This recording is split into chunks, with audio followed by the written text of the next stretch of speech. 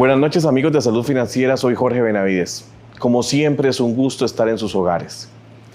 Hoy y durante los próximos 3 jueves vamos a hacernos a un lado con el formato que hemos venido utilizando en este programa. No vamos a tener cápsulas, que esas que tanto nos gustan de nuestros coach, y vamos a limitar un poco los anuncios comerciales. ¿Por qué? Porque Salud Financiera quiere traerle a todos los costarricenses y a las personas del gobierno que nos están viendo un plan de reactivación económica. Duele mucho ver publicaciones de diarios costarricenses y de televisoras que anuncian que el gobierno quiere gastar 588 millones de colones en asesorías para ver cómo reactiva la economía de este país. Salud Financiera, como es su deber, ha traído a los mejores economistas de Costa Rica, los cuales no están en el gobierno ni forman parte de él, para que, en un criterio unificado, den un plan de reactivación económica, una guía, la cual es la que tiene que seguir este gobierno para sacarnos del bache en el que nos encontramos. Como lo dije al principio, es nuestro deber como programa decirle a los costarricenses que hay profesionales de primera categoría, profesionales que son reconocidos tanto a nivel nacional como internacional, que están dispuestos a trabajar por Costa Rica y que al día de hoy no se ha escuchado su voz. Costa Rica en estos momentos va de caída libre. El COVID-19 hizo nada más traer la realidad que ya afrontábamos antes de esto, dejarnos de frente con ese problema y del cual vemos muy largo que podamos solucionarlo.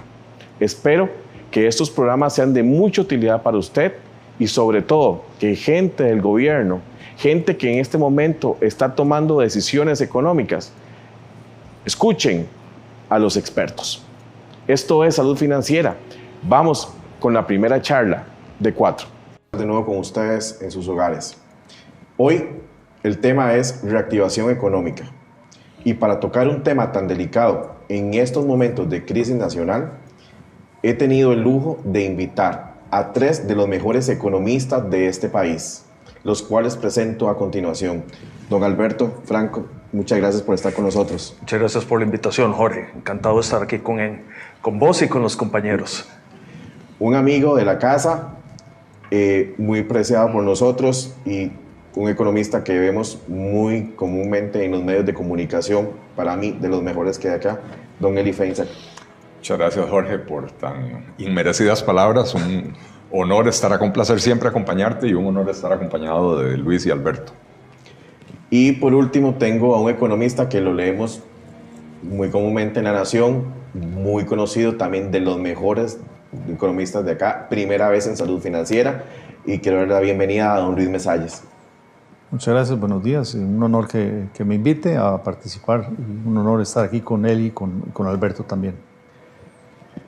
Bueno, muchachos, de verdad, gracias por estar conmigo. Y ahora a lo que vinimos, que es lo que más nos preocupa. Costa Rica no tiene en estos momentos un plan de reactivación económica. A mi criterio, y ustedes si tienen otro lo podemos compartir, es un barco que en este momento en términos de economía va sin un rumbo definido. Tenemos un montón de ideas sobre la mesa que ha dado el gobierno, pero nada definitivo, no vemos una mejoría. El desempleo aumenta, las exportaciones todos los días son menores. Nos endeudamos como país cada día más. En estos momentos estamos a punto de empezar a negociar con el Fondo Monetario Internacional para que nos salven. ¿Cómo estamos? Empiezo con usted, don Alberto. Sí, efectivamente, Jorge, estamos atravesando una coyuntura complicada.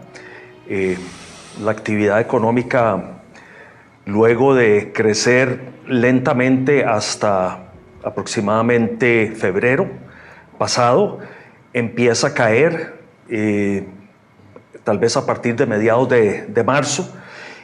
Me atrevería a decir que posiblemente la caída más fuerte de la actividad económica se produjo en abril pasado. Y esa caída en la actividad económica ha variado de un sector a otro. Usted mencionaba que las exportaciones han caído. Efectivamente, las exportaciones han caído en los últimos meses, especialmente las exportaciones de servicios y dentro de las exportaciones de servicios turísticos. Recordemos que el país se ha convertido en un proveedor importante, en un oferente importante de servicios turísticos en el mercado internacional, y de repente con la llegada del COVID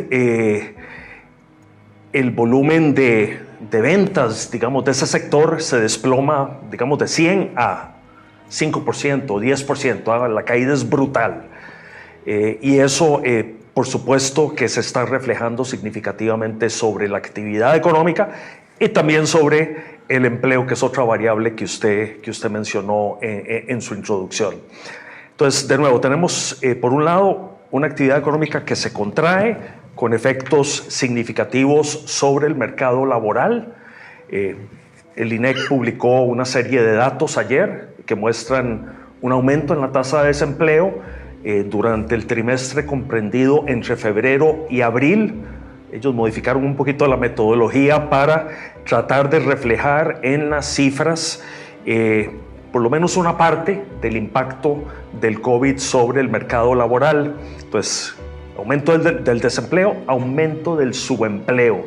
Subempleo, recordemos que es una variable importante dentro del dentro de la estadística laboral y refleja el número de personas que quisieran trabajar 40 horas por semana, pero que no logran conseguir ocupaciones que les suministren, digamos, esa cantidad de trabajo. No pueden encontrar trabajos o ocupaciones que en su conjunto les provean de 40 horas de oportunidad de trabajar. Entonces tenemos eso, digamos, por el lado del sector real de la economía. Por el lado del sector externo, habíamos comentado un poquito sobre exportaciones que caen, especialmente en la parte de servicios. En la parte de bienes tal vez no tanto. Tenemos, por ejemplo, exportaciones agrícolas que en ciertos rubros se mantienen relativamente estables, lo que son productos tipo banano, café, piña. Han mantenido buenos volúmenes de ventas en los mercados internacionales. Esa actividad, reitero, se ha mantenido sostenida. Manufactura aparentemente muestra cierta caída en exportaciones también, pero no significativa. El sector de manufactura de zona franca se mantiene muy estable en general, y ese sector representa, digamos, una parte importante de las exportaciones del país. Finanzas públicas más deterioradas, más deterioradas con la crisis. Los ingresos caen muy fuertemente. Ayer también el Ministerio de Hacienda nos dio una lectura de las finanzas públicas a la altura de mayo de este año, y observamos muy claramente caídas significativas en la recaudación tributaria durante los meses tanto de abril como de mayo. Y en el mes de mayo hay un incremento en ciertos gastos, particularmente transferencias relacionadas con el programa Proteger, financiado en parte también con transferencias de capital de algunos entes públicos, muy concretamente el Instituto Nacional de Seguros. Y ya para terminar, quisiera comentar que en lo que toca, digamos, al sector como monetario, crediticio, ahí observamos algunos signos de estabilidad en inflación, más bien más baja de lo que quisiera el Banco Central, por debajo del rango meta del Banco Central, tasas de interés que más bien han tendido a caer a pesar de la mayor presión del déficit sobre las tasas de interés. Y sí, una situación crediticia muy frágil, con muy poca demanda por crédito, excepto para refinanciamientos, para básicamente refinanciamientos de obligaciones de empresas, especialmente en los sectores que han tenido mayor dificultad durante la crisis. Don Luis. Bueno, yo creo que hay que ver que esta crisis es diferente a las que usualmente han sucedido, ¿verdad? Desde el punto de vista económico. Usualmente los países entran en crisis porque se gasta más de lo que se recibe, ya sea en el sector público o en el sector privado. La del 2008, un sobreendeudamiento de mucha gente, estaba gastando más de la cuenta, viene la crisis y hay una corrección que el mismo mercado lo hace y hace que la gente se tenga que ajustar.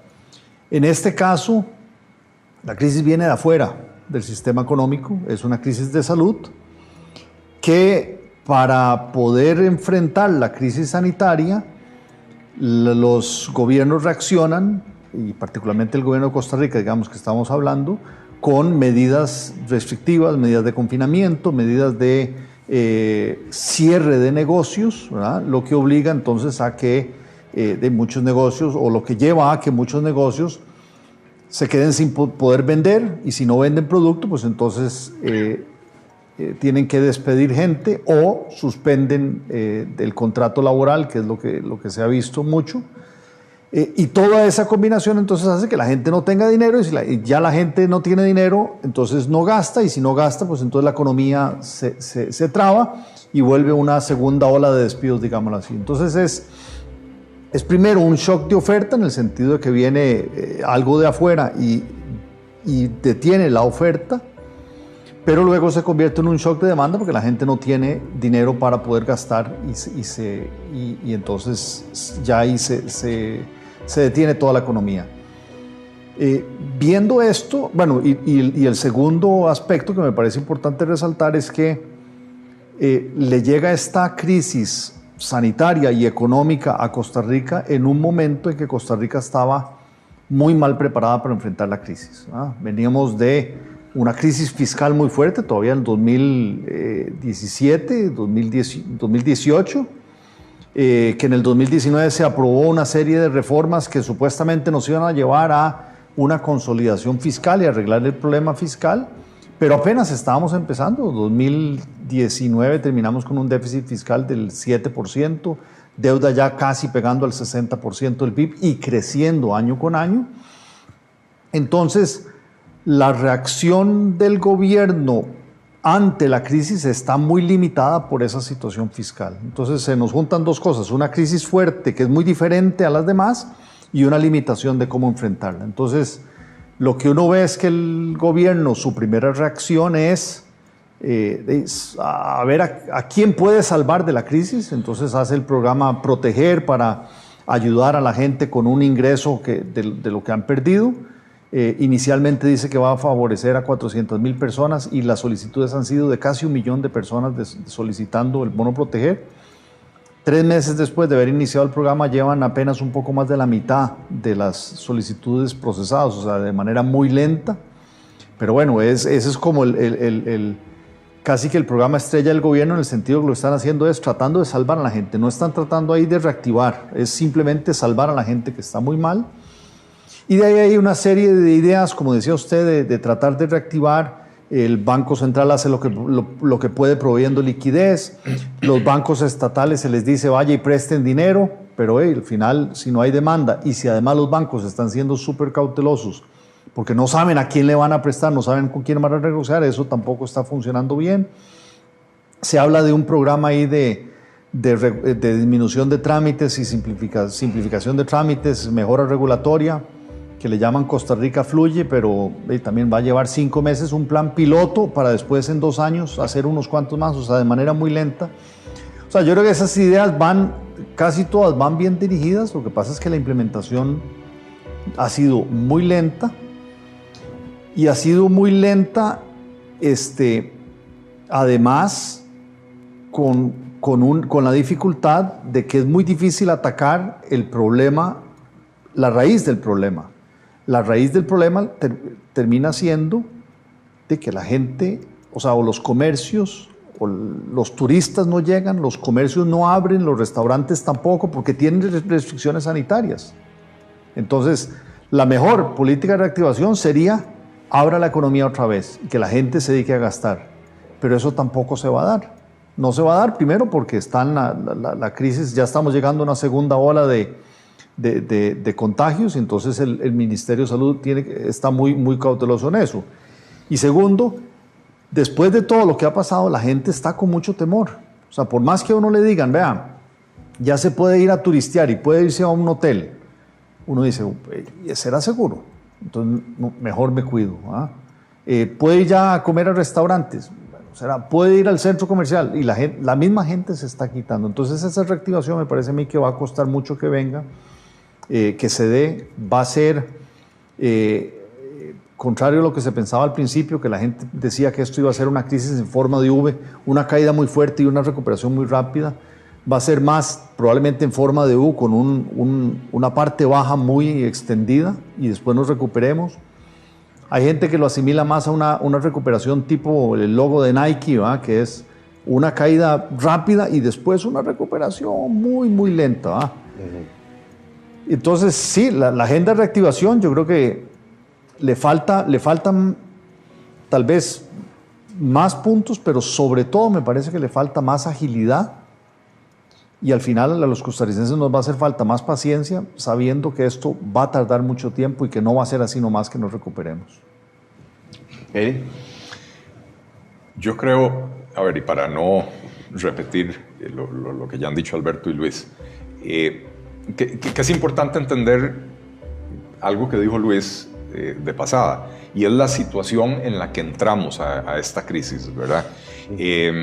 No solo teníamos las finanzas públicas sumamente comprometidas, después de aprobada, un año después de aprobada la reforma fiscal, el país cierra con el déficit fiscal más alto en 38 años, lo cual nos demuestra que a pesar del incremento extraordinario de la recaudación que se dio en el 2019, el gobierno siguió en su patrón de gasto creciente sin control, y eso explica ese crecimiento del déficit. La última década, 2010-2019, que precisamente es la década posterior a la anterior gran crisis, la gran recesión de 2008-2009, podríamos decir que fue una década perdida para Costa Rica. El crecimiento económico fue bastante raquítico.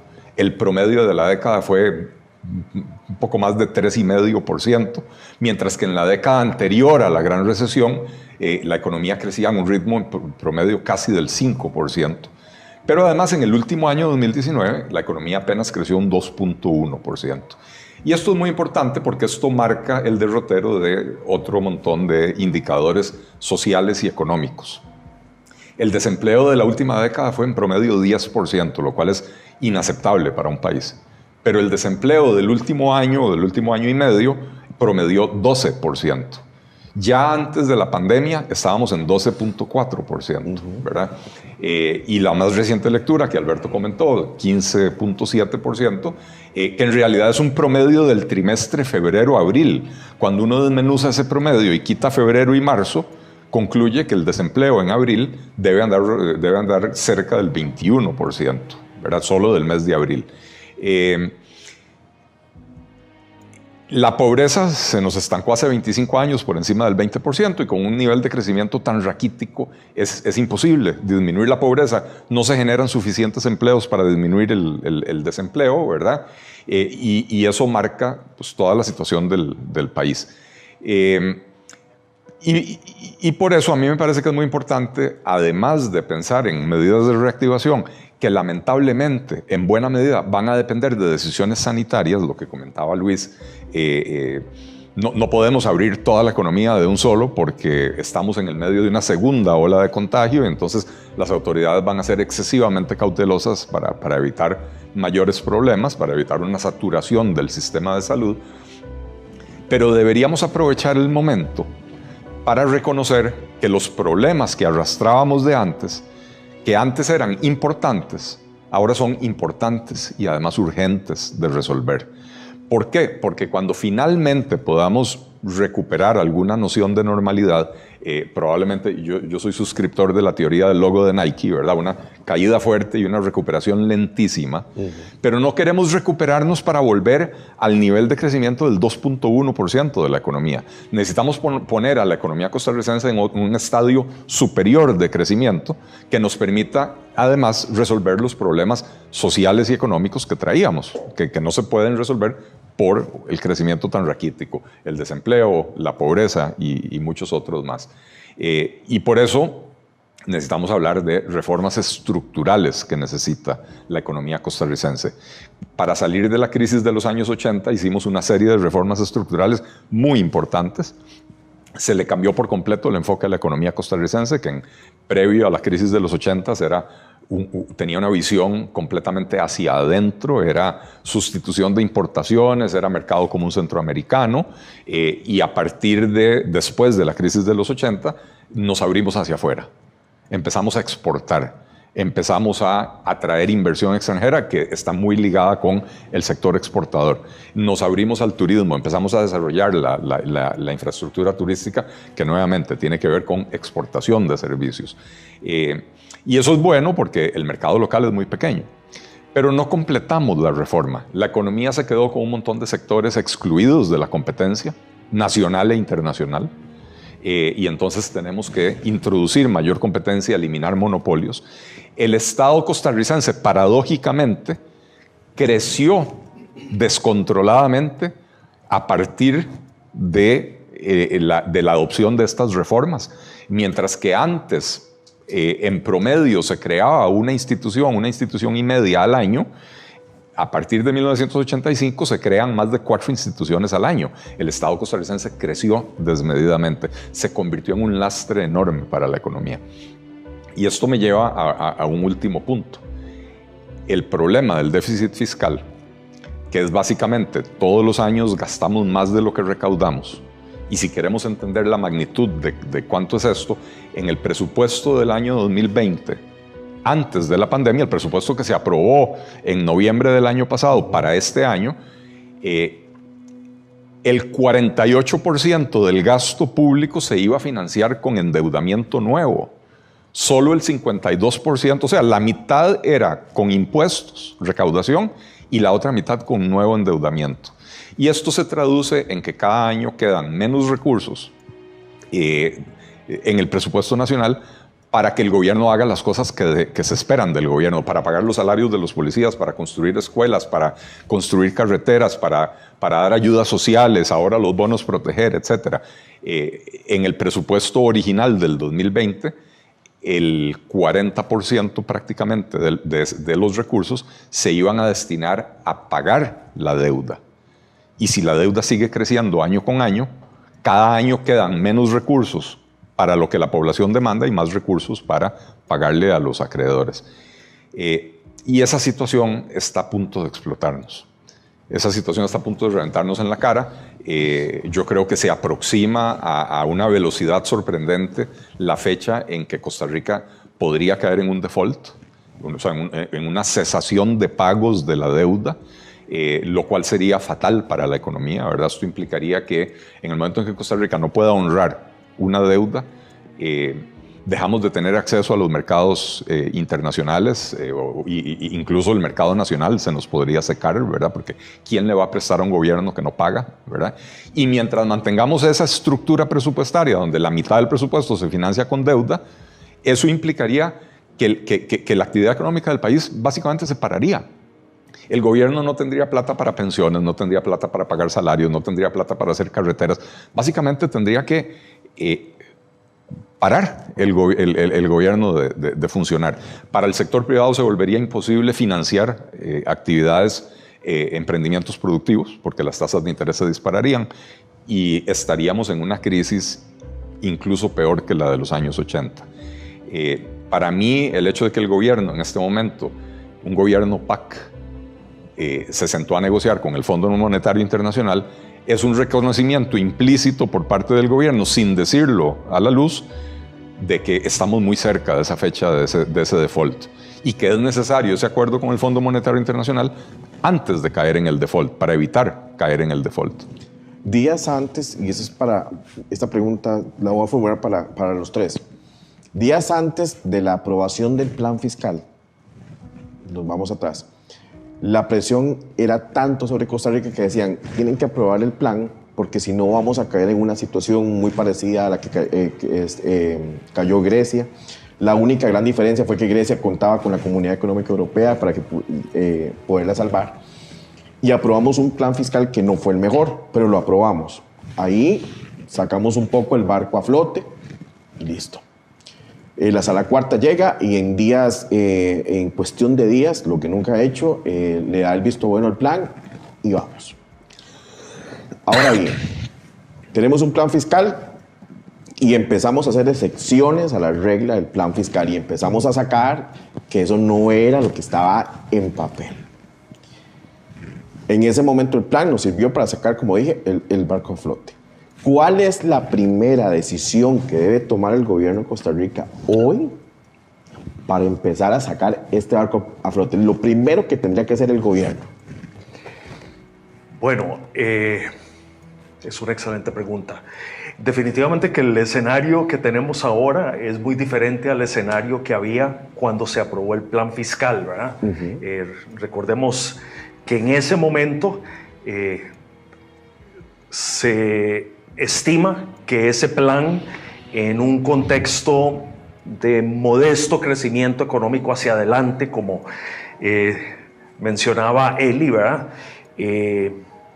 A lo largo de unos 5 o 6 años, el país alcanzaría una cierta sostenibilidad fiscal, lograría reducir el déficit fiscal a un nivel manejable, no lo eliminaría completamente, pero ¿verdad? En cuestión de 3 o 4 años, el nivel de la deuda relativa al tamaño de la economía bajaría nuevamente a un 50%, se hablaba.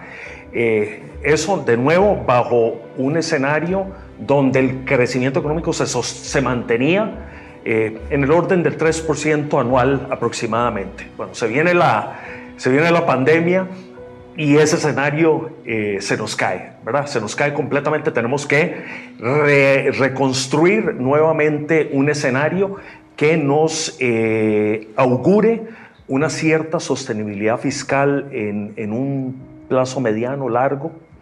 Y ese es el trabajo que me parece que sigue, que continúa en este momento, pero ese trabajo tiene que estar sustentado, tiene que estar apoyado en un compromiso formal muy fuerte de parte del gobierno y de parte del gobierno de la República y de parte de los diputados también, de no meterle más huecos a la reforma fiscal que los diputados mismos aprobaron a finales del año 2008. Vea cómo han sido, bueno, tanto los diputados como la administración los que han empezado, ¿verdad? Por la vía de meterle huecos al queso, meterle estas fugas a la reforma fiscal que le quitan potencia y además, tal vez lo más importante, es que generan incertidumbre a nivel no solo nacional, sino global sobre el compromiso de las autoridades con el ordenamiento de las finanzas públicas. Entonces, de nuevo, lo resumiría de esta manera. La negociación con el fondo es crítica, como señalaba Eli, es o negociación o default, básicamente la disyuntiva a la que se enfrenta el gobierno. Y el gobierno ayer manifestó, me pareció muy claramente en una videoconferencia en la que participé, organizada por un grupo que se llama Horizontes, tal vez ustedes lo conocen, en la que participaron el ministro de Hacienda, el presidente del Banco Central y el ministro del sector privado, André Garnier, donde reconfirmaban que la negociación con el fondo iba y que, digamos, que todos los que vivimos en el país y los que participaron en esa conferencia y que son personas que viven fuera, algunos de ellos inversionistas, podían estar seguros del compromiso del gobierno de materializar, de llevar a cabo esa negociación. Y segundo, pues también se reiteró la importancia de luchar a toda costa contra cualesquiera iniciativas que busquen diluir de manera adicional la reforma fiscal aprobada en diciembre del año 2018. Me parece que esos dos elementos son clave. Podríamos hablar ahorita más adelante, si hay espacio, sobre reformas muy de corto plazo que se están cocinando, que se están exigiendo de parte de muchos partidos políticos que busquen contener o reducir incluso el nivel del gasto público para evitar niveles de déficit y de endeudamiento creciente, por lo menos en los próximos 2 o 3 años. Don Luis, si usted estuviera en esa silla, ¿cuál sería su primera recomendación o decisión? A ver, yo creo que desgraciadamente con las redes sociales ahora todo es blanco y negro, es o hace esto o hace el otro. Yo creo que no hay una sola decisión, son varias decisiones, pero cuando uno ve, estábamos diciendo ahora, la sostenibilidad de la deuda de Costa Rica está muy cuestionada y si no se hacen cosas, o sea, si no se toman medidas fuertes, podemos perfectamente caer en un default. Y para poder nivelar y dejar que la deuda crezca, básicamente la fórmula matemática para la sostenibilidad depende de 3 factores. Uno es crecimiento económico, el segundo es tasas de interés que paga el gobierno y el tercero es el resultado primario, o sea, ingresos menos gastos sin contar intereses del gobierno. Crecimiento económico, estamos con la pandemia y la reactivación ya dijimos que es difícil y va a ser lenta, pero igual el gobierno tiene que estar pensando en que para poder pagar la deuda más adelante, tiene que generar más crecimiento económico y ahí vienen reformas estructurales, generar más competencia en el sector privado y en el sector público, fomentar lo que son las exportaciones. Todavía las cadenas de valor, a pesar de que están, digamos, las cadenas de valor que llaman internacionales, aunque pueden estar cuestionadas por lo que ha pasado con la pandemia y algunos países se han cerrado, sigue siendo la mejor apuesta para el país y cómo insertarse todavía mejor en eso, aprovechar mejor. Ahí hay políticas que se pueden adoptar para generar más crecimiento por ese lado, la simplificación de trámites, o sea, hay una serie de reformas estructurales que se pueden hacer para mejorar ese lado. Ese es el lado del crecimiento. El lado de tasas de interés o de costo de intereses que paga el gobierno, yo creo que está claro que en la pandemia hay menos ingresos para el gobierno, más gastos. El gobierno de alguna manera se tiene que endeudar para dar un respiro y más adelante poder salir de esto. Y dentro de ese endeudamiento el gobierno ha estado trabajando, me parece que bien, en el sentido de renegociar algunas deudas pagando tasas más bajas, acceder a organismos internacionales que le cobran tasas más bajas, porque igual en el mercado internacional no tiene acceso y la prima de riesgo que está pagando el país es altísima, y entonces ahí está logrando bajar un poco, o sea que ahí va bien. Y el tercer componente es el déficit fiscal y cómo resolverlo. Y ahí entonces me parece a mí que cuando uno ve las cifras, abril y mayo de este año comparado con abril y mayo del año pasado, los ingresos están cayendo un 13%, sobre todo ligado a lo que es ventas. Ventas y consumo cayeron casi un 40%. Entonces, de ahí, a pesar de la reforma, o sea, si no hay actividad económica, el gobierno no se recupera, entonces caemos otra vez en lo otro. Pero si no hay ingresos, el déficit va a aumentar, entonces hay que actuar de la parte de gastos. Y en la parte de gastos, ¿qué es lo que uno ve? Sueldos y salarios está creciendo un 2%. O sea, ahí es donde el gobierno me parece que no está haciendo un esfuerzo suficiente, porque lo que dice es, el gobierno estamos haciendo contención de gasto. ¿Contención qué es? Es que no crezca, pero no están hablando de reducción, disminución del gasto. O sea, sigue creciendo 2%. 2% está un poco por encima de la inflación, que está muy baja, pero sigue siendo un crecimiento y sigue siendo un crecimiento en términos reales.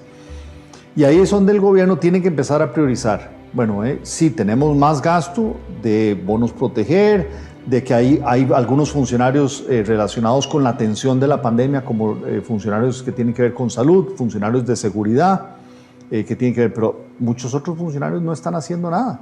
Uno va a hacer trámites a cualquier institución y dice, no, es que están teletrabajando. Bueno, entonces, ¿cómo hago para comunicarme con el funcionario que me tiene que atender a mí? Ay, no sé, a ver.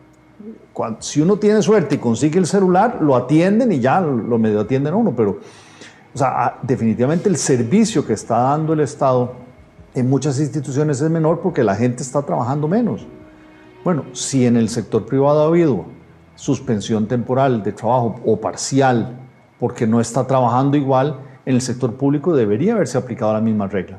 Pero bueno, cuando lo propusimos en un artículo en La Nación que se tituló Si hay patadas, hay para todos, bueno, ahí brincaron los funcionarios públicos. ¿Cómo era posible que eso les fueran a hacer? Y entonces, al final el gobierno no adoptó ninguna de sus políticas, pero me parece que ahí hay una política que el gobierno debería haber adoptado y todavía hay tiempo para adoptar.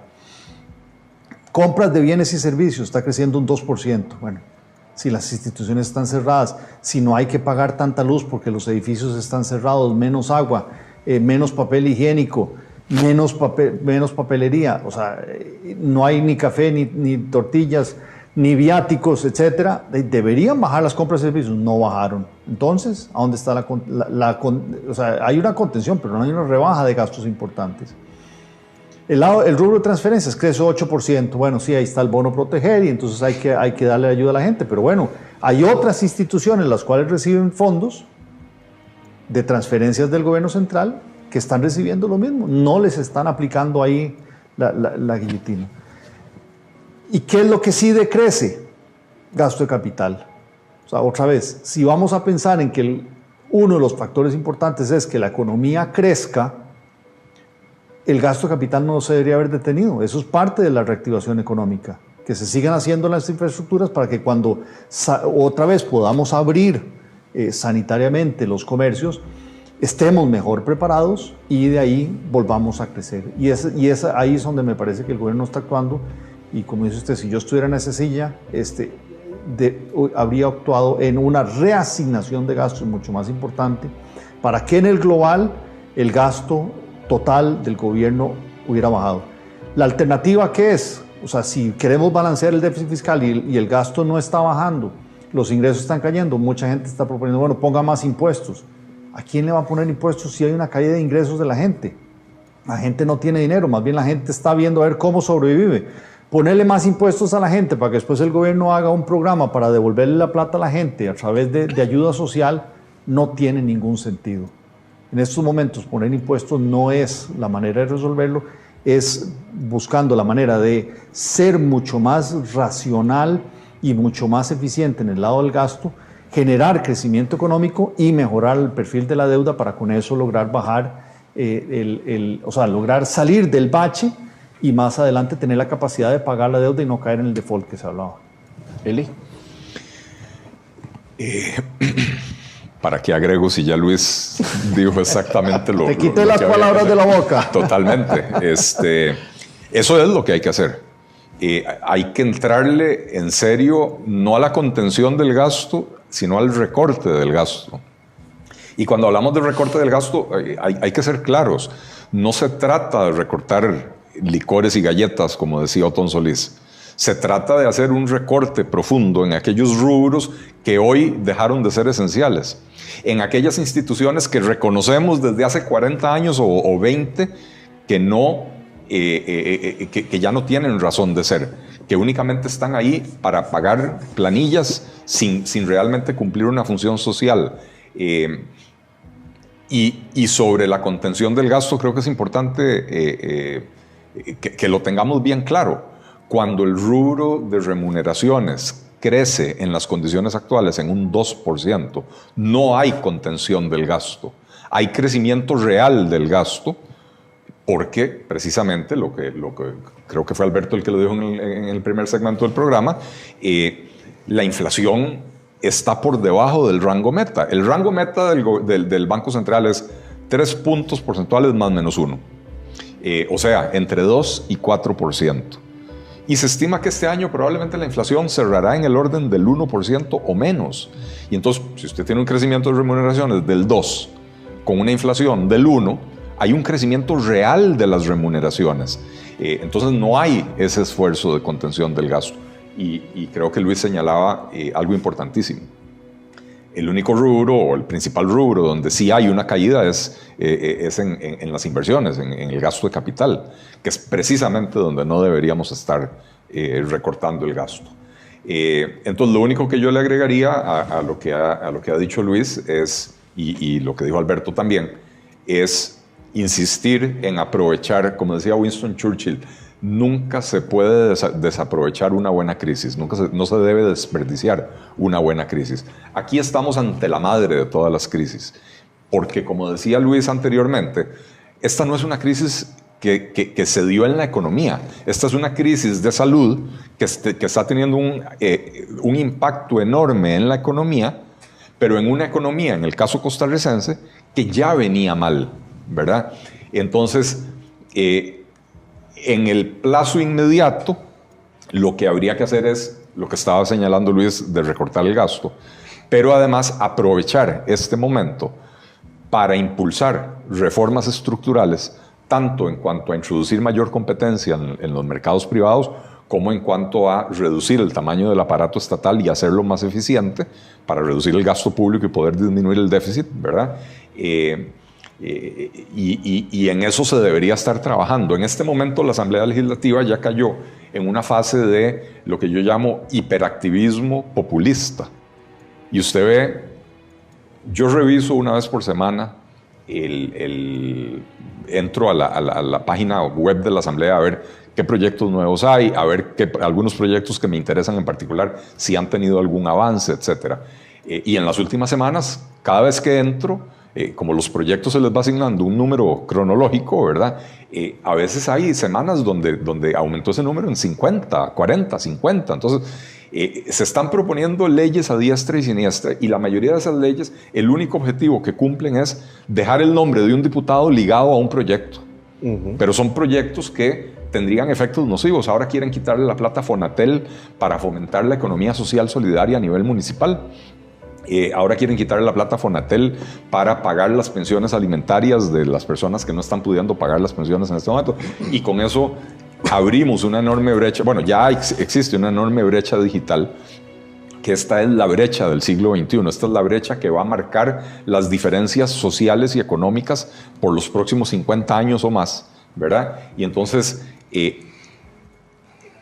es momento de que el Poder Ejecutivo proponga proyectos macro, reformas estructurales importantes, para que la Asamblea Legislativa se ocupe en algo productivo y no en este montón de proyectitos que no son proyectos chayote, son proyectos nocivos para la institucionalidad y para la economía de Costa Rica.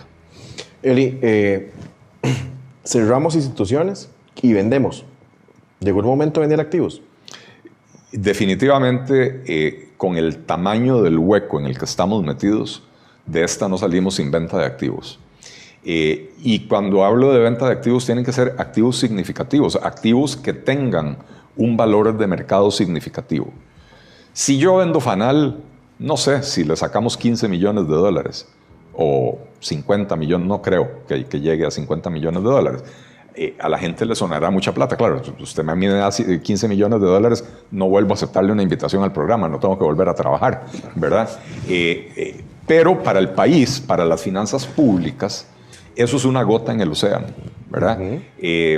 Mientras que si usted habla de vender un banco estatal o de vender el INS, por ejemplo, ya estamos hablando de cientos o miles de millones de dólares.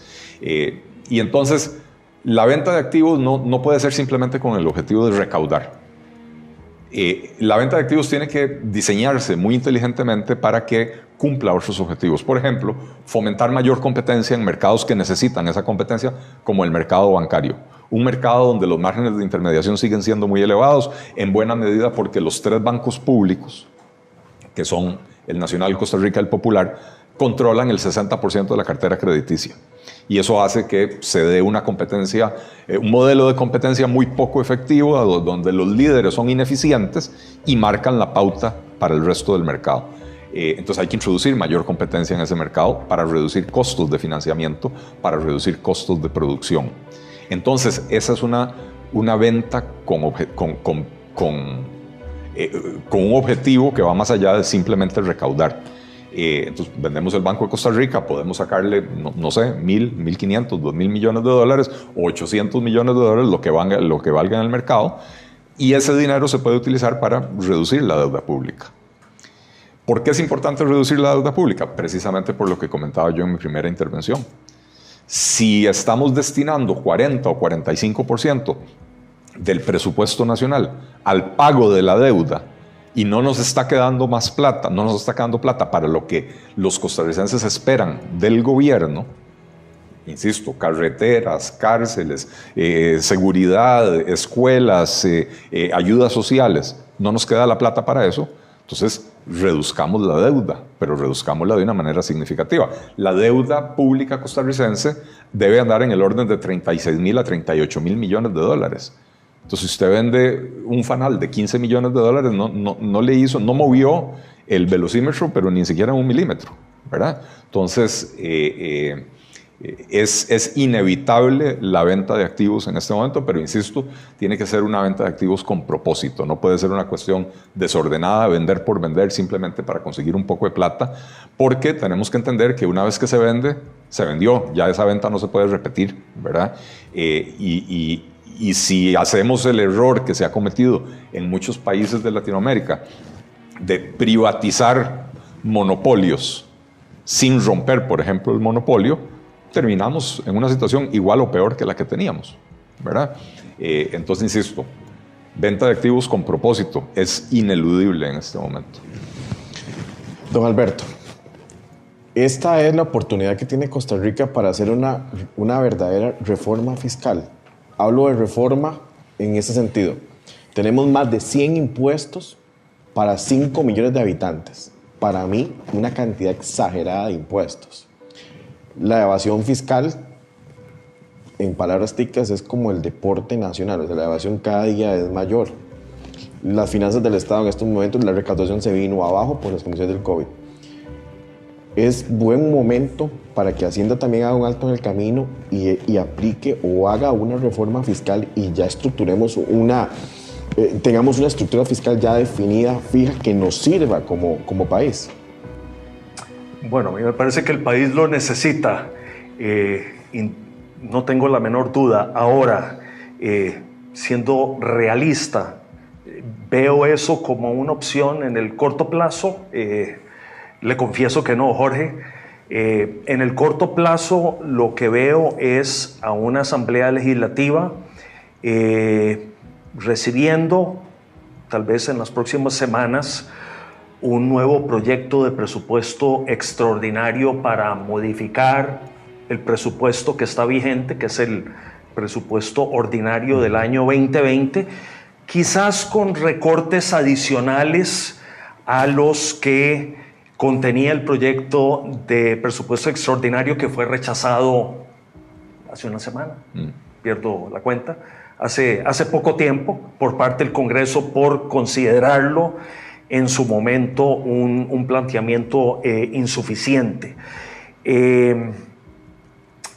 Paralelamente, en el Congreso, vamos a ver, observo que se crea recientemente una comisión de reforma del Estado con una integración mixta de diputados de diferentes partidos, mixta también en cuanto al pensamiento, a la ideología de las personas que forman parte de esa comisión, que uno hubiese querido que sirviera como vehículo para acometer por lo menos una parte de la reforma de la que vos me estás hablando, Jorge, de la reforma, básicamente reforma del Estado. Es una comisión de reforma del Estado que se está creando, y que eventualmente produciría como un resultado unas finanzas públicas mucho más sanas, mucho más manejables en el tiempo, ¿verdad? Una reforma del Estado que se adecuara a las nuevas prioridades de Costa Rica después del COVID, que yo creo que son diferentes y es importante resaltar eso, que las prioridades de Costa Rica cambiaron con la llegada del COVID, ¿verdad? El tema, por ejemplo, de la educación virtual, de la educación por vía digital, era urgente antes del COVID, pero ahora no podemos más que gritar, ¿verdad? De subirle el tono a los llamados de urgencia para que se encuentren formas de acelerar la ejecución de los recursos que por muchos años ha venido acumulando el Fonatel y que ha tenido tantísima dificultad, tantísimas barreras para poder hacer realidad ese propósito. Ahora, ¿es este el momento para revisar toda la estructura tributaria del país? O sea, de nuevo, me parece que sería ideal, sería provechoso que el país hiciera un ejercicio de ese tipo, pero francamente no lo veo ocurriendo, por lo menos en lo que resta de esta legislatura, ni en lo que resta de esta administración. No veo iniciativa ni de parte de los partidos políticos, ni de parte de la administración, tal vez con excepción del partido político de Eli, que podría resaltar, digamos, la importancia de aprovechar el momento, aprovechar la crisis, ¿verdad?, que efectivamente crea oportunidades únicas para avanzar en temas en los que ha costado históricamente moverse, pero además de eso, yo vería poca viabilidad política para que se diera, digamos, un momento para hacer ese tipo de reflexión. Don Luis, se oye, porque ya los diputados, ya varios replicaron y ya dijeron no más impuestos. Lo oí de Hacienda y lo oí del Banco Central, una insinuación de que deberíamos de aumentar el IVA de un 13 a un 15, si no me equivoco. La pregunta que le hacía a don Alberto venía en este contexto.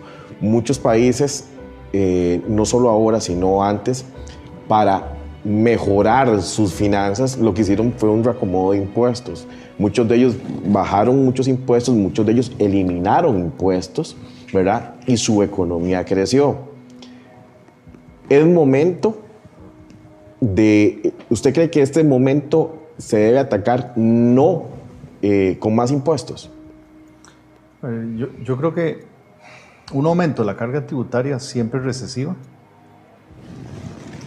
Bueno, no siempre es recesiva, pero usualmente es recesiva en el tanto si los recursos se van a utilizar para mejorar los servicios de la gente, al final puede ser que sea positivo en el mediano plazo, pero si lo que estamos haciendo es quitándole la plata a la gente para llenar un hueco, al final de cuentas, y ese hueco fue creado por exceso de gastos, lo que va a terminar siendo recesivo.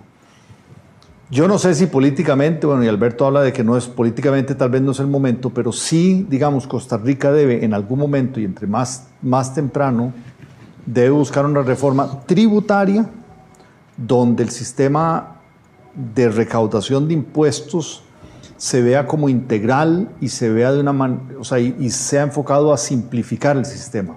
Usted decía, hay 100 impuestos, es sumamente complicado, somos en el índice global de competitividad, o no, en el Doing Business, somos de los países donde es más complicado pagar impuestos.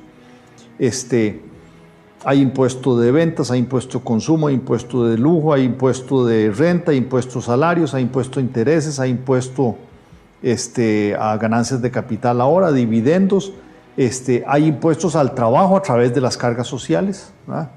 Habría que tratar de hacer una reforma donde se integre todo y donde se meta también el tema de las cargas sociales ahí. Yo creo que eso es importante. El presidente del Banco Central hace pocos días o pocas semanas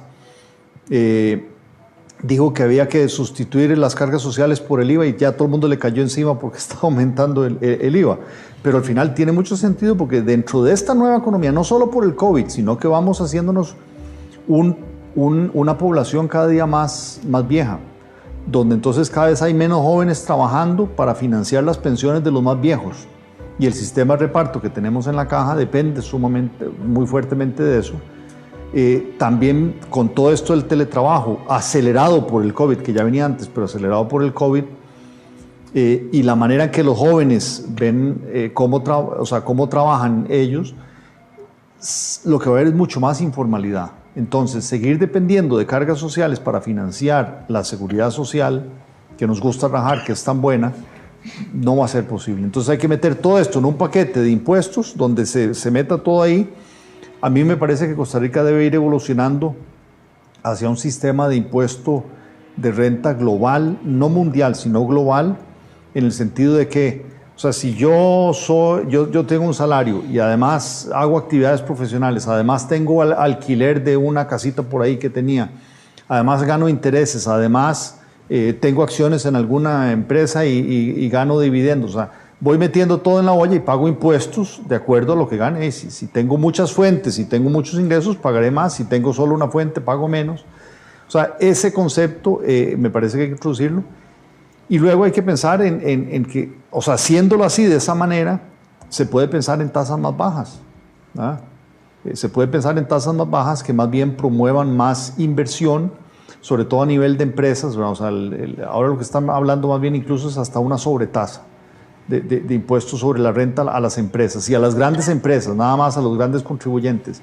Y al final eso lo que termina siendo es igual recesivo porque limita la inversión. Entonces me parece a mí que sí hay que pensar en la reforma del sistema tributario. No sé si políticamente será o no será. El temor que yo tengo es que esto, si entra a la Asamblea, probablemente salga un mamotreto que va a ser totalmente diferente y no se logre el objetivo que uno quisiera, pero técnicamente es por ahí donde debía estar. Y el otro temor que tengo es que el acuerdo de stand-by que el gobierno va a negociar con el fondo, o que dice que va a negociar con el fondo le va a decir, bueno, usted ponga las metas. Bueno, la meta es reducción del déficit a tal año. Bueno, algo rápido. ¿Cuál es la manera más rápida de lograrlo? El fondo usualmente lo que dice es, bueno, acepta muchas veces, aumenta el IVA del 13 al 15. Es lo más rápido para resolver el déficit fiscal. No resuelve, en lo que hablábamos de la sostenibilidad de la deuda, no resuelve la parte de tasa de crecimiento de la economía. Que una reforma integral tributaria sí podría lograrlo, pero es lo más rápido. Y el gobierno del PAC lo que está, me da la impresión a veces es que lo que está diciendo es, bueno, hago este acuerdo con el fondo fue el que me dijo que tenía que poner impuestos, ya se salvó. Y hasta aquí la primera parte del especial Reactivación Económica Juntos por Costa Rica. Los espero el próximo jueves con la segunda parte. Creo que ha estado muy interesante todo lo que don Alberto Franco, Eli Feinsack, Luis Mesalles y su servidor han expresado y las ideas concretas para una reactivación económica. Los esperamos el próximo jueves. Hasta luego.